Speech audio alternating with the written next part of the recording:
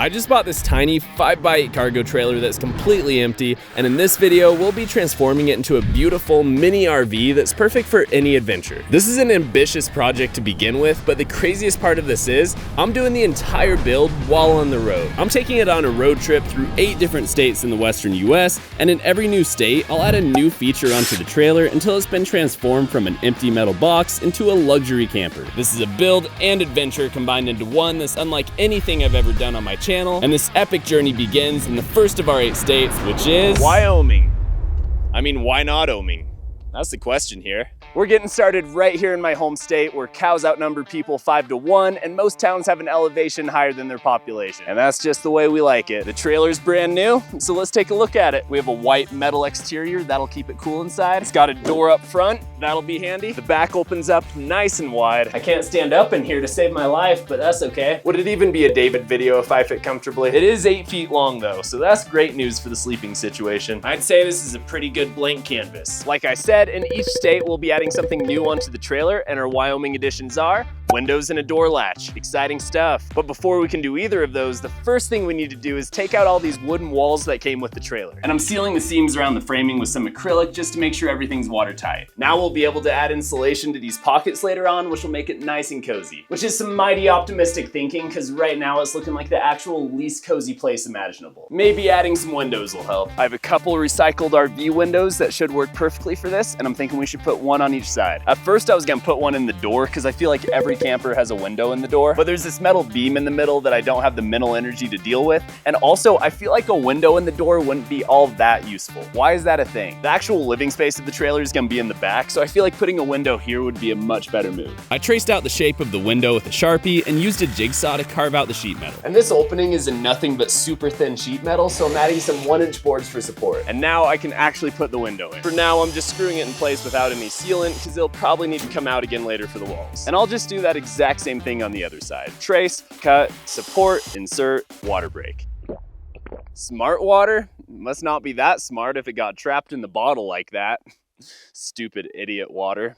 Well, that right there is a window if I've ever seen one. And believe me, I've seen one. It's feeling more like a home in here already. Now it's on to the door latch. As you can see, the trailer came with this metal closer thing and nothing else. There's not even a way to open it from the inside. It's almost like this trailer was made to haul ATVs around and not for a YouTuber to build a house out of. That's crazy. I'm not trying to have anyone lock me away in this thing at night, so first I think this latch needs to come off. And I'm replacing it with an RV handle that has a lever on each side and locks. That's the American dream right there. Unfortunately, the designers of this trailer didn't want to make it very easy for old David to put one of these in, which is very rude, but I'm gonna make it happen anyway.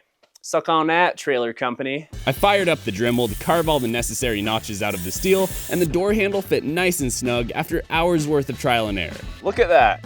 Works perfectly. We probably edited this in a way that made it look easy, but trust me, it wasn't. That was a lot of work. Well, folks, we got ourselves some windows, we got ourselves a door latch, we got ourselves a solid start. But it's about that time of day when the crimson sun seeks rest here in the far and mighty west, so it's time to head to our night 1 camping spot.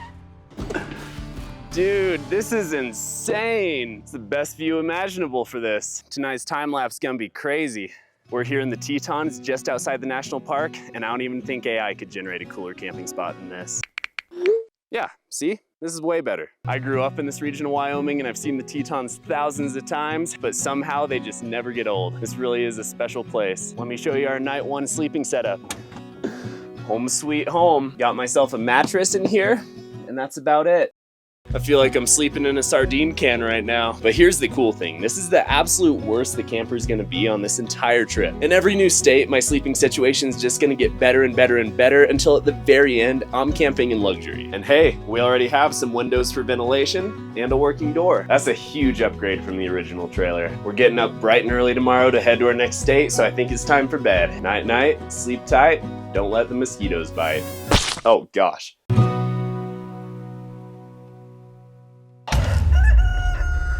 Good morning. I slept like a snug little sardine in a tin can. Feeling great. Let's hit the road.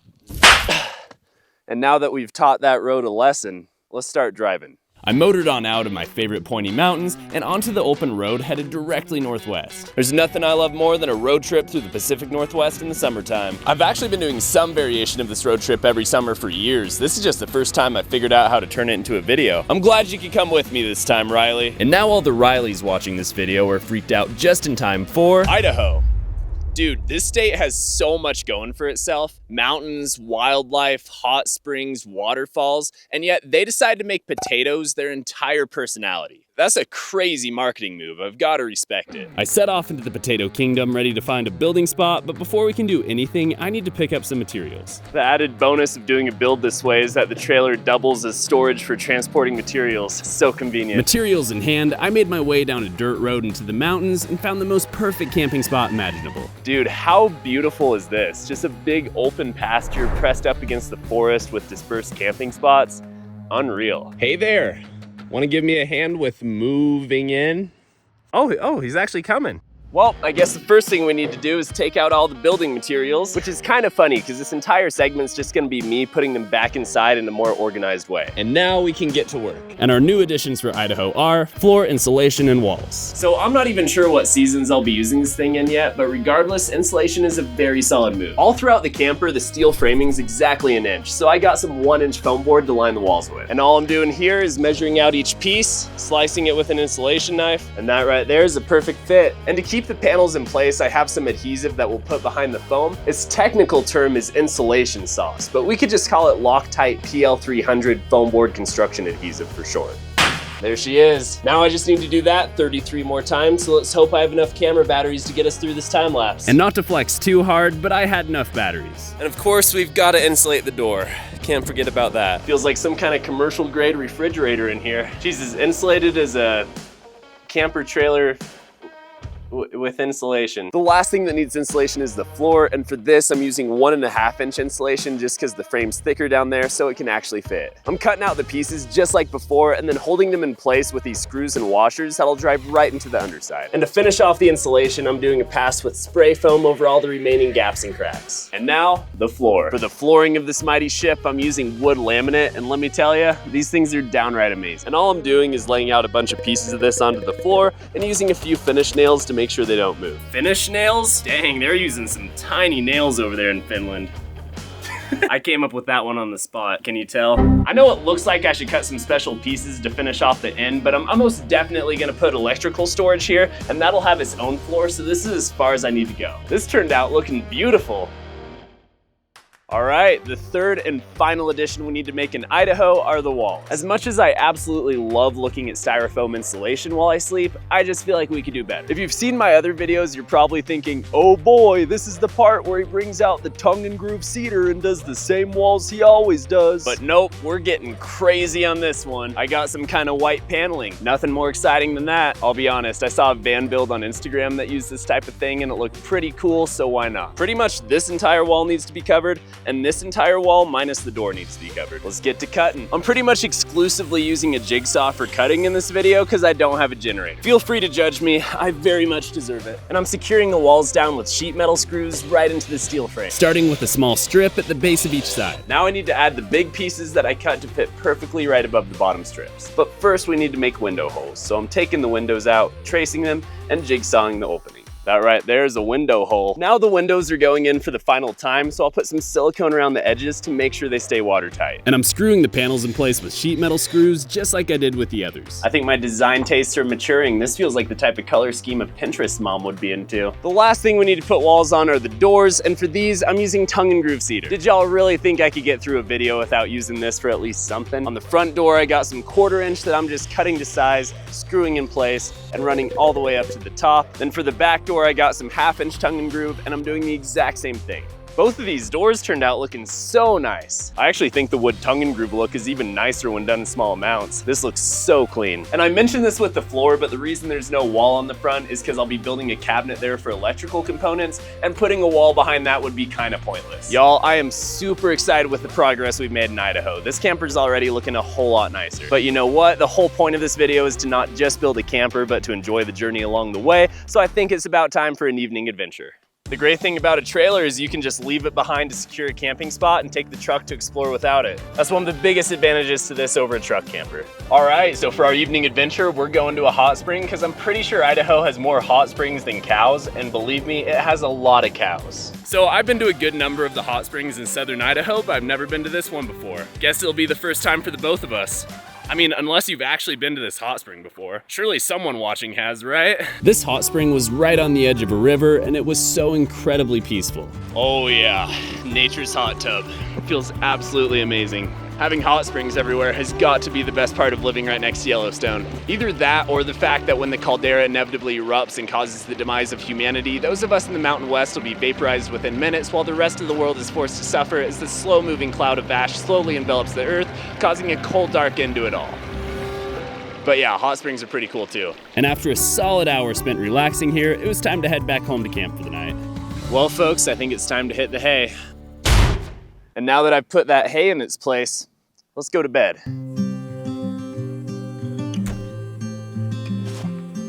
Welcome to my Idaho home. This feels so much nicer than my night in the Tetons. I went from sleeping in a tin can to sleeping in a pretty nice unfurnished room. Wait, what am I doing with the one unfinished wall as the backdrop?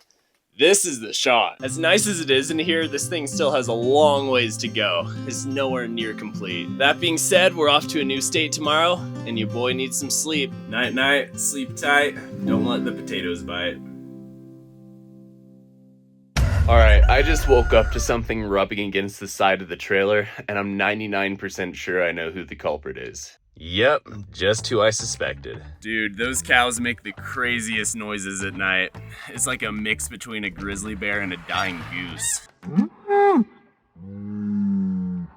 My thoughts exactly. I set out through the back-to-back potato fields, headed directly towards the western state line. I absolutely love Idaho, but I'm a little extra excited to get to this next state because it's the start of the true Pacific Northwest. And up until a couple of years ago, you can pump your own gas here.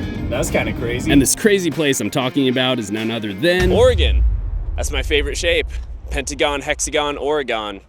Okay, I'm at a public rest stop and there's people everywhere. I set off across the plains of eastern Oregon, which has got to be one of the most boring drives in America. Dude, eastern Oregon is basically just Iowa with higher taxes. Cornfields and sagebrush for as far as the eye can see. They should really just give this part of the state to the Midwest in a peace treaty or something. That'd be kind of sick. And after my camera nearly broke upon being blown over by a semi-truck,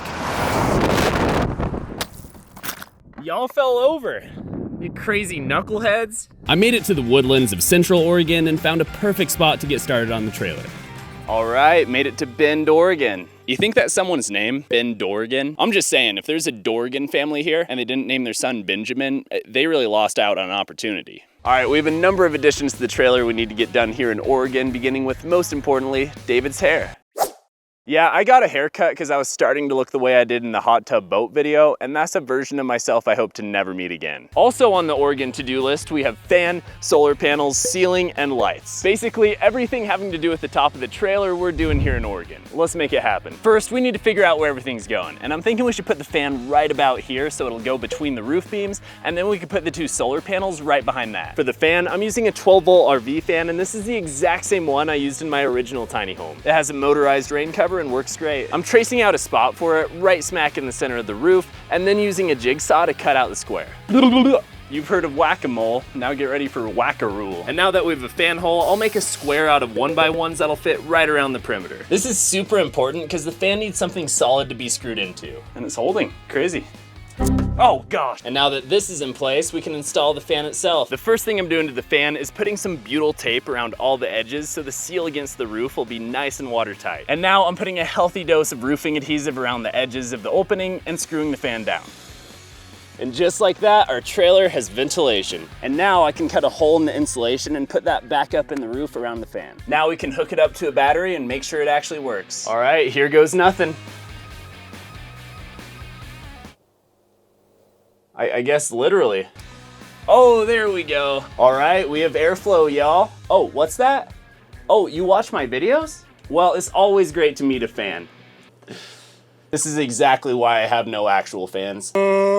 Now it's time for the solar panels, and for this I'm using two 100-watt panels from Renogy. The first step to mounting these is measuring everything out so they're centered, and I already did this off camera because it's boring. And now I'm screwing these Z-brackets onto each panel and throwing them on top of the trailer. Just like with the fan, we don't have a solid surface under the solar panels, so I'm drilling holes to mark where the screws will go, and then putting a strip of 2x3 under each one. These are gonna give the solar panel screws something to really grasp onto so they don't go flying off of there. Now I can add a rubber washer under each screw and fasten the panels down. Washer? Hardly know her. This is exactly what I did on my original tiny home, and I've had 0 leaks, so rubber washers for the win. And finally, I'll wire the panels together in series and then put the wires into the roof through this gland. And there we have it. Solar panels are up, and now this trailer is basically a plant because it'll be getting its power from the sun. Now that the outside of the roof's finished, we can move on to the inside. And the first thing I need to do is put up some framing so the ceiling material has something to grab onto. For the framing, I'm using these little 1x2 boards, and I'm starting out by putting one on each side of the fan all the way down the length of the trailer, and I'm securing these to the metal at every point that makes contact. I'm also gonna put these smaller pieces in the middle to finish the outline of the fan. You'll see why I'm doing this in a minute. As for the ceiling material itself, I'm using the same cedar planking that I used on the door. My channel's single-handedly keeping the company that makes this stuff in business. And I'm cutting each piece to size, screwing them into place, and each one fits nicely in the groove of the last. And throughout this whole process, I'll be drilling holes for the lights,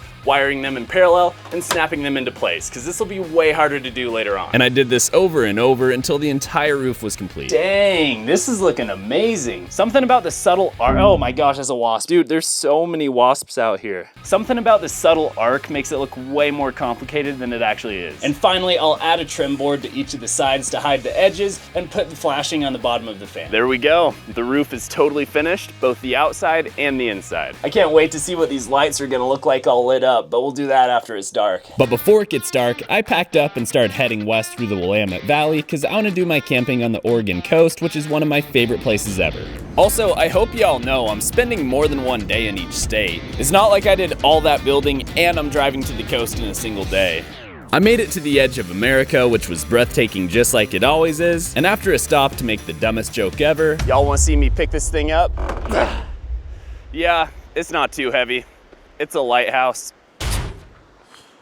I arrived at my favorite Oregon beach. All right, we made it to Cannon Beach. Am I even allowed to be filming here on a Sony? That's a little camera humor for you.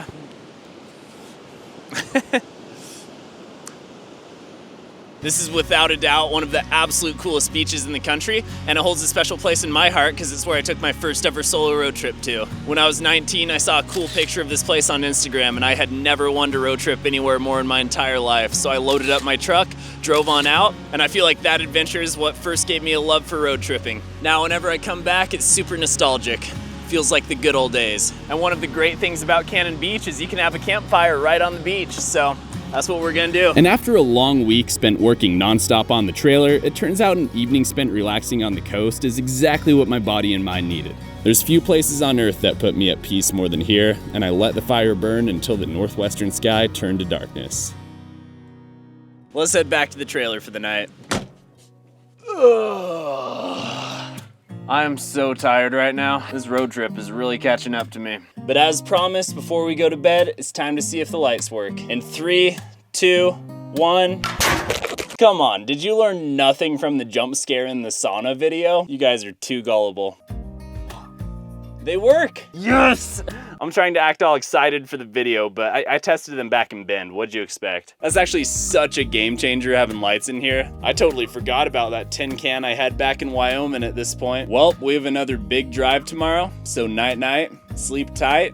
Don't let the baristas bite. I don't know, what's gonna bite you in Oregon? Ducks? Good morning. I regret to inform you that your nightly time lapse has been canceled because it started raining last night and I didn't want to ruin my camera. On the plus side, that was a good test for the roof and there's no leaks. We love to see it. I ended up camping at some random pullout right next to the ocean, and holy smokes, it is a very foggy start to the morning. This is a Scooby-Doo looking at morning. Like Zoink Scoob, we're exploring the Oregon coast. Where? Oregon? Well, I better hit the can real quick and then we'll head out. I should also probably go to the bathroom before we leave. This had to have been the foggiest morning of my life, and I drove through the spooky forest headed directly up the coast. So to get to our next state, I'm currently passing over the longest continuous truss bridge in North America. This thing's 4 miles long and passes over the Columbia River. That's wild. And right on the other side of this bridge lies our next state, which is Washington. I don't know who Ington is, but he can wash himself. I ain't doing that. This is without a doubt one of my absolute favorite states in the country, and I knew I wanted to find a home base that showcases its natural beauty. Welcome to our Washington building spot, y'all. We're just outside Leavenworth, which is a super cool German-themed village in central Washington, and I think this little spot that I found down a sketchy dirt road is gonna work just perfectly. And there's no yellow jackets at this spot. That's cause for celebration, y'all. Yeah, that's the no wasp dance. So here in Washington, we have 2 additions on the agenda. One is the electrical cabinet that's gonna cover this back wall, and the other are the electrical components themselves. I've done some thinking about how I wanna structure this cabinet, and here's the plan. First off, I wanna make the cabinet just thick enough to hold the components and no thicker, and that number is just about 10 inches. As for layout, I'm gonna split it into 4 sections. The main electrical space in the bottom left, a space for the heater in the bottom right, a closed storage space in the upper left, and an open shelf in the upper right. Obviously, we're gonna need some more lumber for this, so I'll send my truck out to go fetch some. Go get it, boy. Go get it. He'll be right back. Oh, there he is. Oh, who fetched that lumber? Yes, you're a good boy. And now I must be the president-elect, because it's time to assemble my cabinet. First off, we need to make the outer frame of the cabinet, and for this, I'm using 1x10 pine. I'm measuring the gap in the trailer, cutting the pieces to size, and securing them together with wood glue and screws. There we go. One big wooden square. That fits perfectly. I know we're giving up a few inches of space by not molding the cabinet to the shape of the front, but we need a place for wires to run anyways, and this is way easier, so it all works out. Now that we know this fits, we can add some more onto it. First, I'm adding a board across the middle that'll separate the top and bottom compartments. Then I'm adding another that'll separate left from right in the top half. The bottom isn't gonna be fully separated, but I still need to put this board near the edge, and you'll see why in a bit. And there we go. We have the main frame for the cabinets. Looks like I'm getting ready to start a library out of this thing. That'd be a pretty good idea if I knew how to read. That's a joke.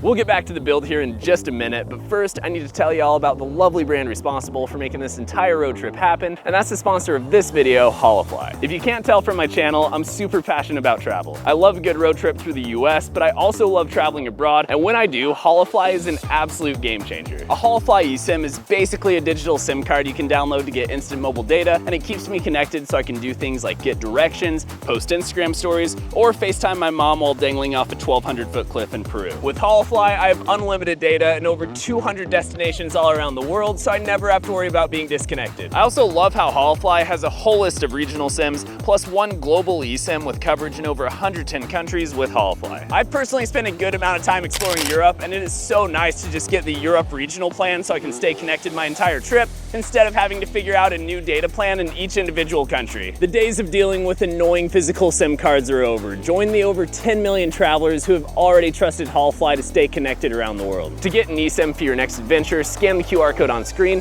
or click the link in the description below and use code DAVIDRULE for 5% off your next Holofly eSIM. Thanks to Holofly for sponsoring this video. Now let's get back to the build.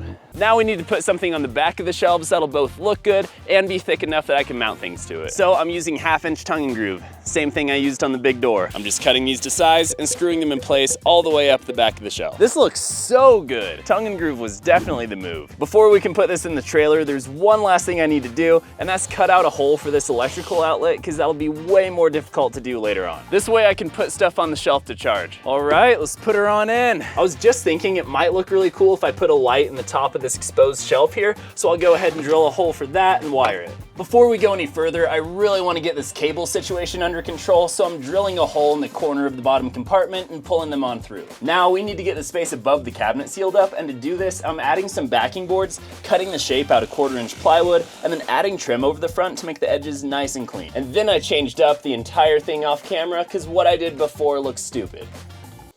It happens. Now we need to make doors for 2 of the cabinets, and to do this, I'm cutting 4 boards per door to be the edges, and then cutting grooves in them with a random coffee barista's table saw. I've been asking everyone I meet if they have a table saw, and I finally found one. That's me. I'm Jules. Anytime you need a saw in Leavenworth, hit me up. I gotcha. Most people hit a time in their lives when they need a saw in Leavenworth. Seriously, absolutely. Then I can cut a piece of 1/4-inch plywood to slide into each one. Ah, there's a wasp. I take back my wasp dance. All right, these things turned out nice. That's gonna fit the vibe of the trailer for sure. Shout out to Jules at Farmer Joe's Coffee. Her table saw made these possible. Now we need to mount these doors to the cabinet, so we're doing so in 2 different ways. For the bottom door, I'm putting these little clip dealy-hoos all around the edges so it can easily be snapped on or off to access electronics. For the upper door, I'm installing some soft close hinges, which will just make it a really nice usable cabinet. I finished off the doors with handles, put planking over the last opening, and just like that, our cabinets are complete.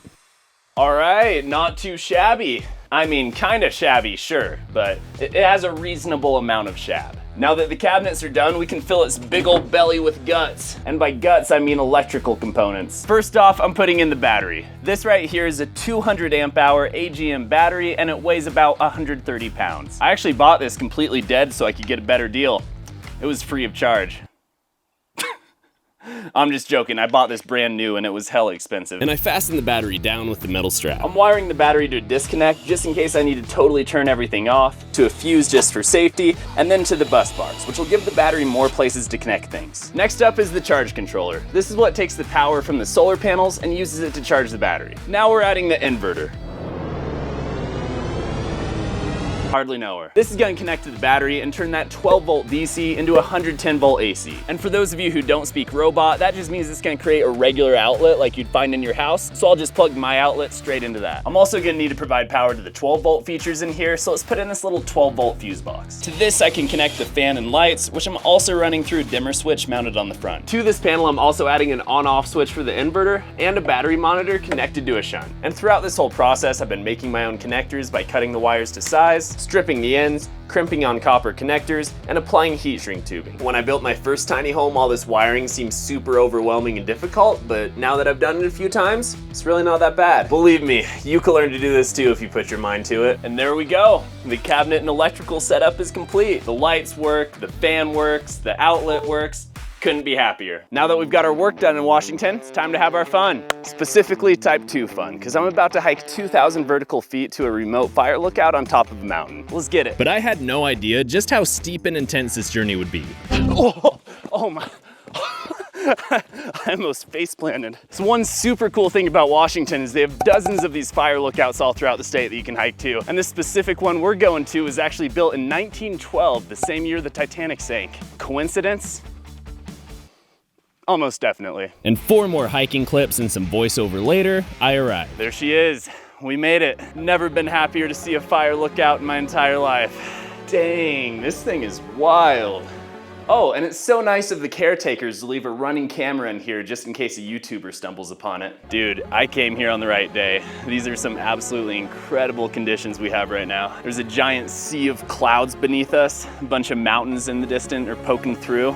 Feels like heaven or something. This might end up being my favorite side quest of the entire video. This is gonna be hard to beat. This was genuinely one of the most beautiful sunsets I had ever experienced. I'm still not totally convinced it wasn't a dream.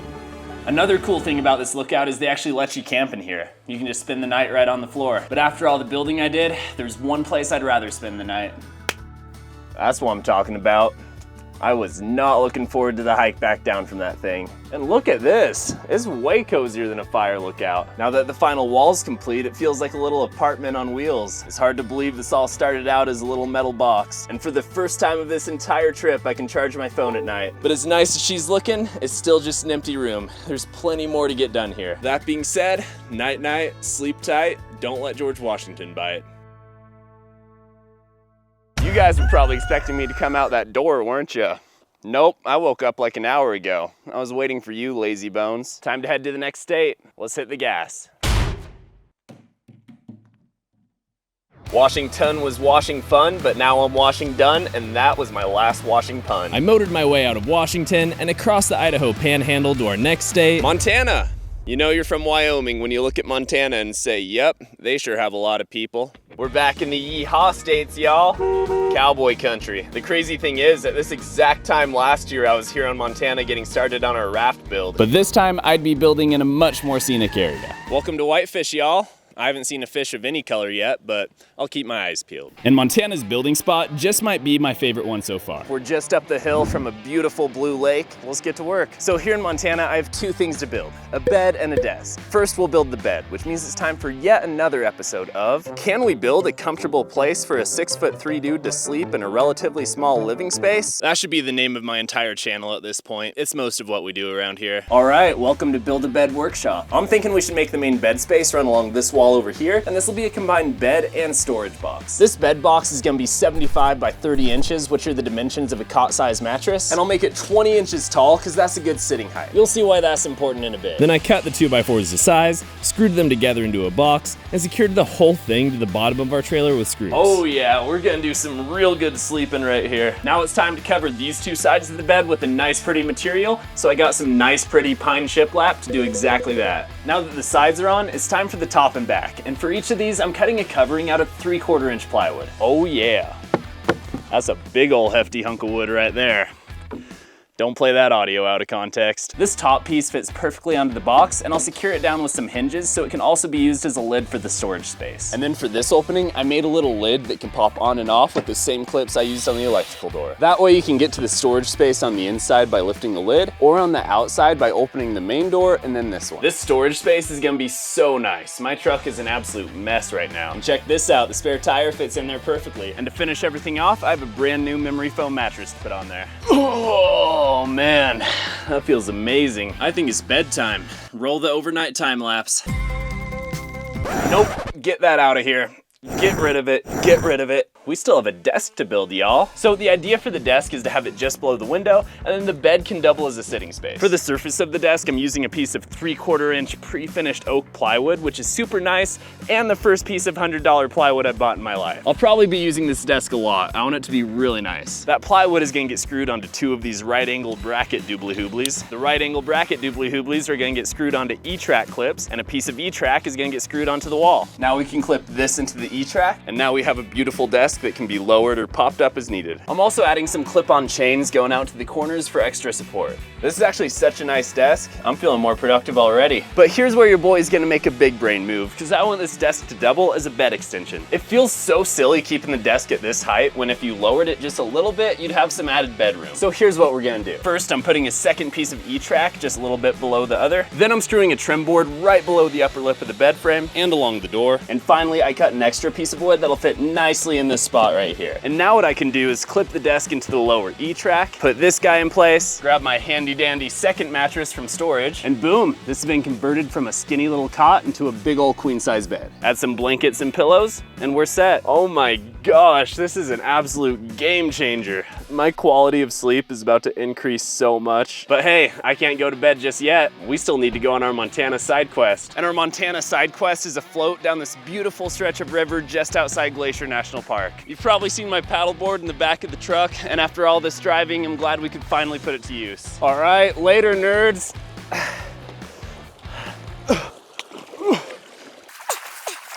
You're coming with me, dang it. Oh my gosh, y'all, it is a beautiful day to be on the water. I'm constantly doing this on the Snake back in Wyoming, so it's amazing to hit a new stretch of river for a change. And this beautiful river had it all. I went over some rapids and somehow managed to stay up on my feet. I did a good amount of Ara farming, because that was a thing in September, and I jumped off a cliff just to make sure gravity still works. It does. And despite seeing almost nobody else, I chatted it up with some rafters. Hey, how in the heck are ya?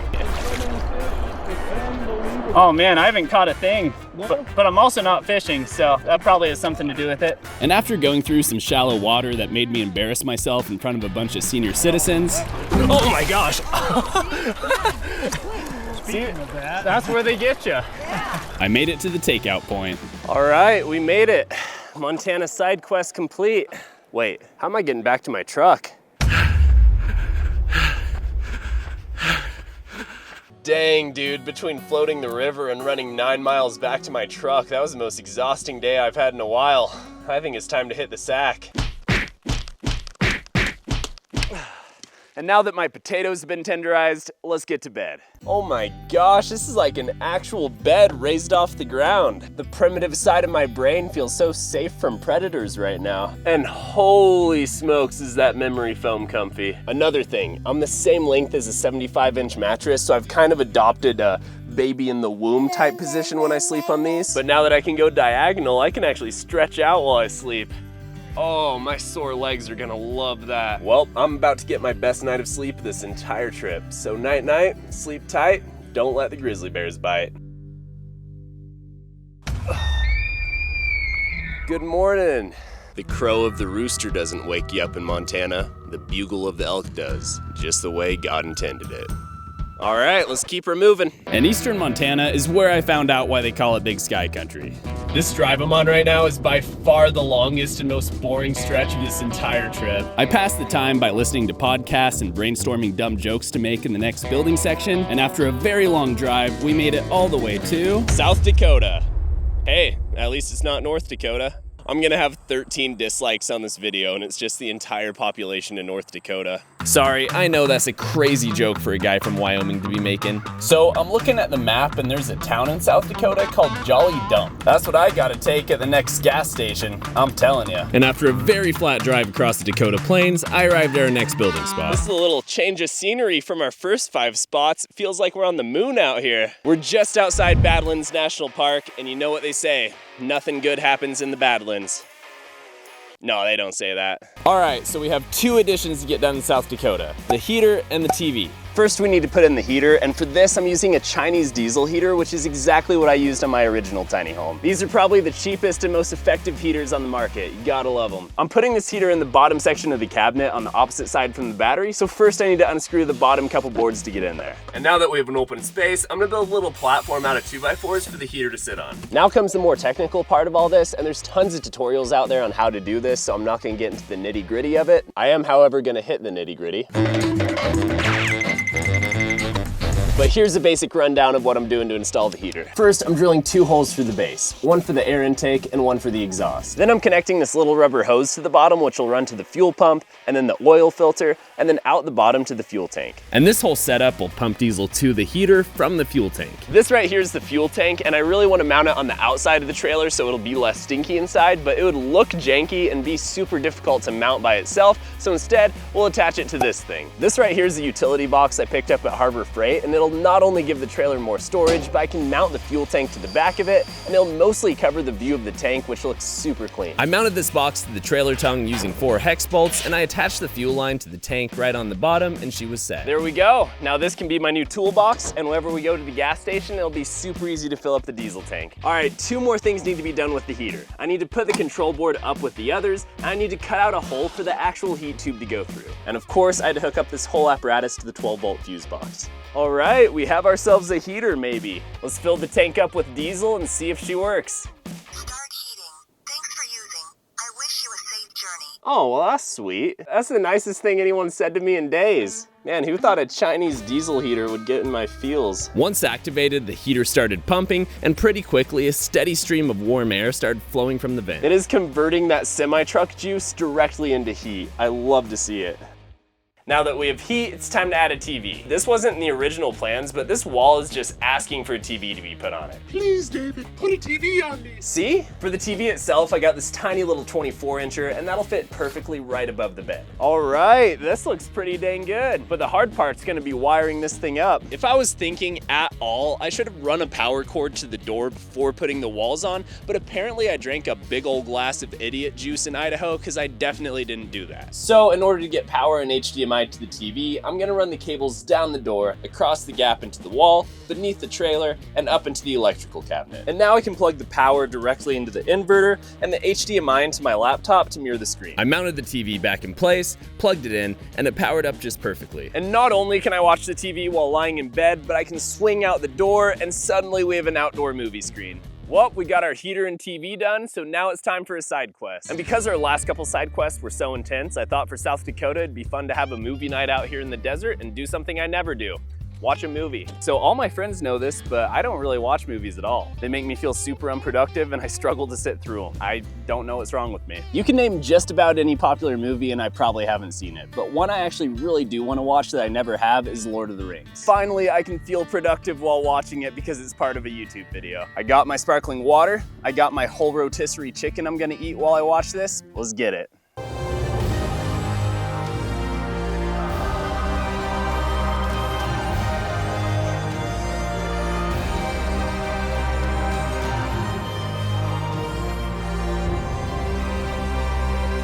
Daggum, that's a long movie. I'm gonna finish it inside.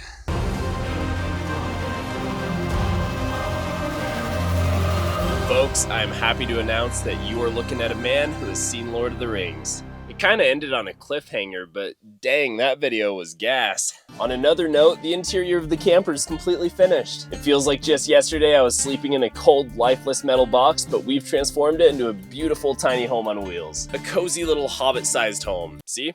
I was paying attention. But believe me, there's still plenty of work to get done on the exterior, so night-night, sleep tight, don't let the rattlesnakes bite.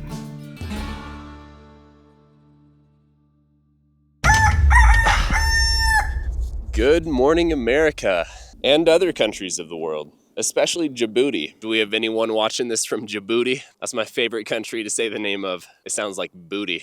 All right, let's get out of here. But first, I need to hit the gas station. Oh, what? You thought it was gonna cut to a shot of me physically hitting a gas station? It's just a figure of speech, stupid. And then I hit the old dusty trail across the plains and headed to our next stop, which is the great state of Nebraska. And then I headed to our next state, which is Colorado. I don't know, man. Otto's a pretty weird thing to call a gal. I'd probably just call her whatever her name is. I made my way into the Colorado Rockies, which was an amazing feeling after being in the desert for so long. Man, I almost forgot what a tree looks like. It is so nice to be back in the Rocky Mountains. And you might as well call this place Fallerado, because that fall foliage is popping right now. And I found the perfect building spot just outside Boulder. This is it, the final camping spot. We've now camped in 7 states, made 7 additions to the trailer, and there are 7 tines on each paddle of the giant moose that just walked by.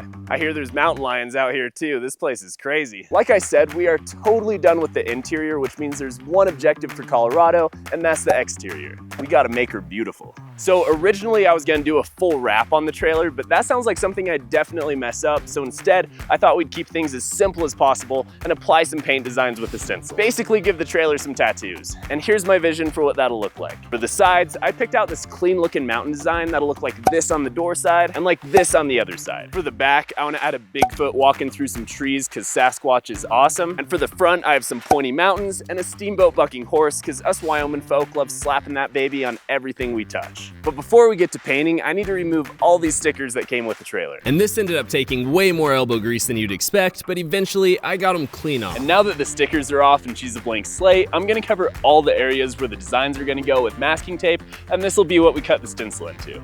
As you can see, taping this thing took way longer than expected and I worked into the night, but that's actually perfect because this next step is gonna require darkness. In order to transfer our designs onto the masking tape, I'm just gonna use a projector to project the images directly onto the trailer, and then I can trace those out with the Sharpie. Originally, I was gonna print out the design on giant banners, but my friend Lewis suggested this, and it was so much easier. Why have I never done this before? It's such a big brain move. All 4 sides are totally traced out. Let's cut to morning. I have no idea how I ended last night.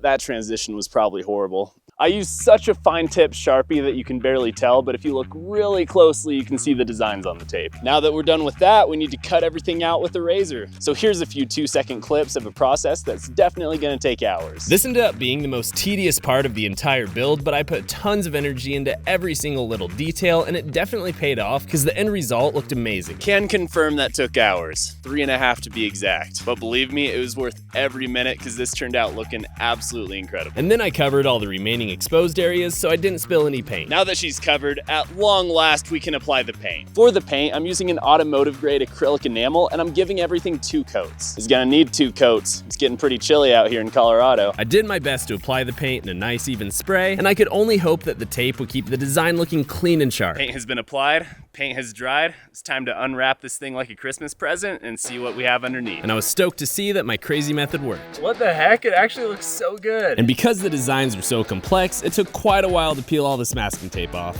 Well, folks, I can't believe I'm actually saying this, but it turned out looking beautiful. It's absolutely crazy how nice this thing turned out. It looks just like it did in my Photoshop mock-ups. Sure, it's not perfect, but for a black design on a white surface, it turned out pretty dang clean. And with the exterior complete, the entire trailer is complete. So now there's only one thing left to do. Go for a drive through the beautiful fall foliage and answer some questions you might have about the trailer, starting with, how much does it cost? This is my friend Jared, by the way. He's gonna drive so I can fly the drone and yap at the camera. Hi.